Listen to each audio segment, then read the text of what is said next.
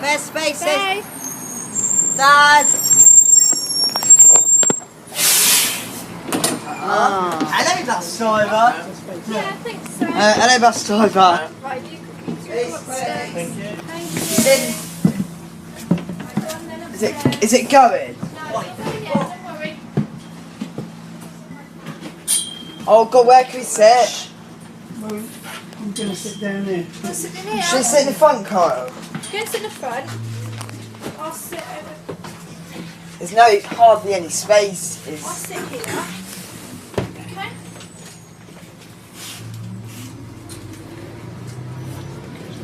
Okay. Right. We're on the coast, bit. Right. At least it's a bit cooler though, wouldn't it? There's another window beside you there.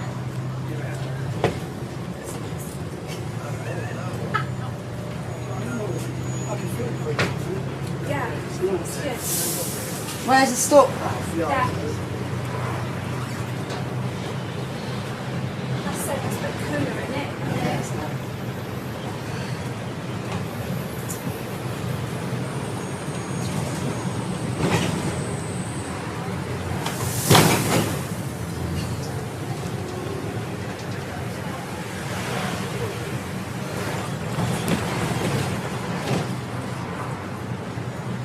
We're on the coast, mate. Wonder if we'll get to go on the open bit on the way back from the ride. I don't know. It's gonna be close. But it doesn't matter, it's not really cool. There's a sun egg coming on you.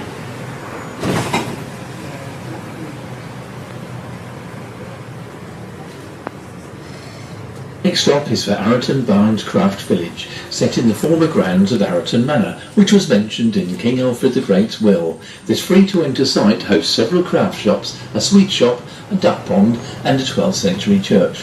There is also a maritime and shipwreck museum, where for a small fee you can see one of Britain's most extensive maritime collections and see the unusual merman. You can also visit the pub within the complex, which is named after Elizabeth Warbridge, a local girl who was the subject of the Reverend Lee Richmond's 19th century bestseller, The Dairyman's Daughter. On the main road is the White Lion pub, which is a former coaching inn.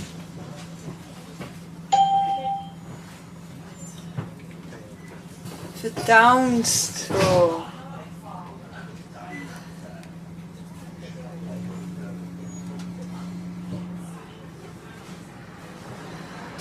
He's friendly as well. Yeah.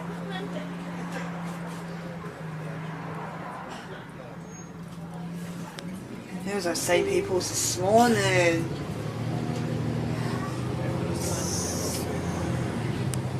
What? They're on this one? Yeah.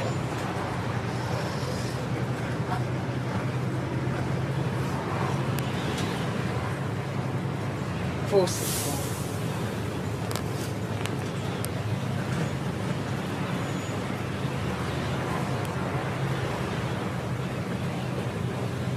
Is that the first time we sat in the close bit on the island breeze? Yeah. It's a good day to get a good view. Now travelling through the Arreton Valley with the Arreton Downs on our left. Over to the right, and visibility permitting, you will be able to see a cluster of 3 hills in the distance. The hill on the far left is St Martin's Down, which overlooks Wroxall and God's Hill. On the far right is St Catherine's Down, overlooking Blackdown. On its peak, next to the aerial, you may be able to see a small structure. This is the second oldest lighthouse in Britain, known locally as the Pepper Pot. It was built in the 14th century by a local landowner as penance for scavenging wine belonging to the church from a shipwreck in Chale Bay. In the middle, with the radar mast on top, is St Boniface Down, which was the location of RAF Vectis. This was one of a string of radar stations dotted along the south coast during the Second World War, and one of the first ever built. It was also one of the most southerly located and nearest to occupied Europe, and therefore one of the most vulnerable, as it came under attack several times. It's full in the open bit. It is, isn't it? It's a bit cool in here. It's nice. A nice breeze there. It's like, oh.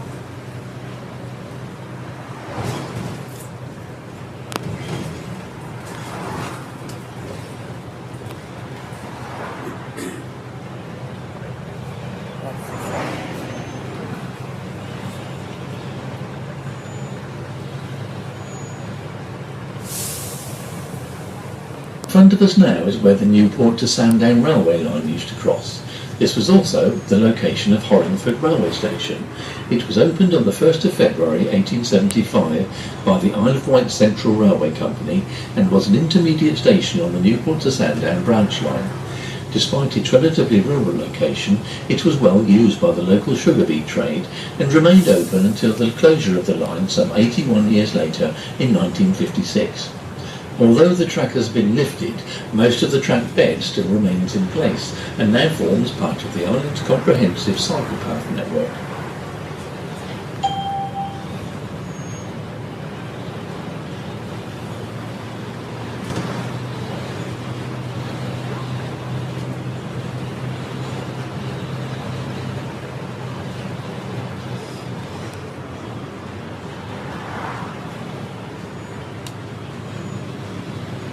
Open top.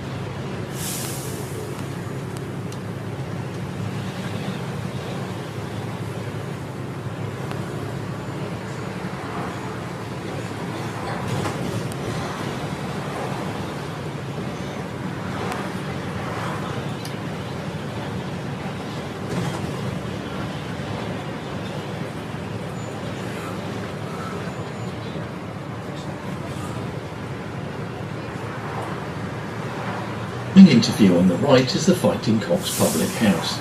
It is a converted 300-year-old farm building. The name commemorates a local lad called William Thatcher, who was a breeder of champion birds when cockfighting was a national sport.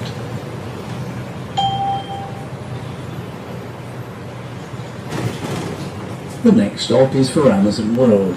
Housed in natural rainforest surroundings, it has the largest collection of exotic animals on the island. This includes flamingos, toucans, tarantulas, crocodiles and many more. This is also the stop for Thompson's Garden Centre. Housing locally grown plants, there is also a quaint cafe which serves a wide range of homemade lunches and cakes.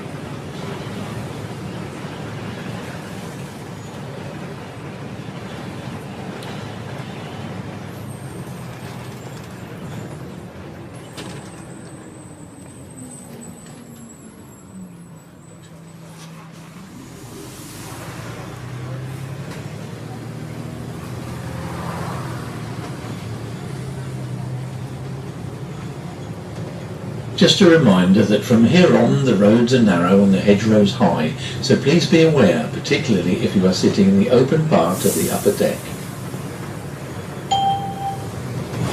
We're not sat on the open part.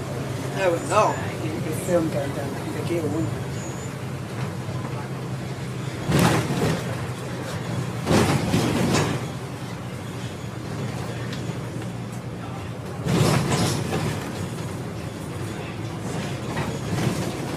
Wonder where we can sit on the way back to Rock. Do you reckon we'll get an open bit on the shanking one?